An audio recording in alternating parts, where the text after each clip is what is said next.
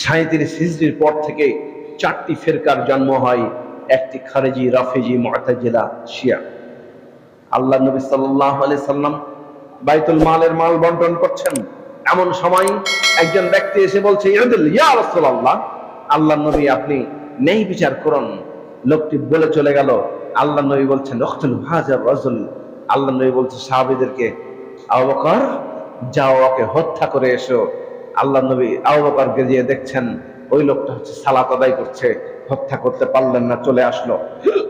আসার পর উমর গেলেন, তারপর উমরকে পাঠানো হলো। উমর দেখলেন তিনি সাজদা সালাত আদায় করছে, হত্যা করতে পারলেন না। আলীকে বললেন, উকতুল হাযার রাজুল, আলী যাও ওই লোকটাকে হত্যা করে এসো। আলী বললেন ওই লোকটি চলে গেছে। আল্লাহ নবী বলছেন বনী ইসরাইলের যুগে 72টি কি ছিল ফেরকা, আমার দলে কি হবে 73টি। একটি সঠিক পথ থাকবে, কে? মা আনা আলাইহি ওয়া আসহাবি, আমি মুহাম্মদ এবং আমার সাহাবারা যে পথে আছে। আপনি কি বলেছে খারাপ? বাইতুল মালের মাল বন্টন করছে, বলছে ঈদুল, আল্লাহ নবী ন্যায় বিচার করুন।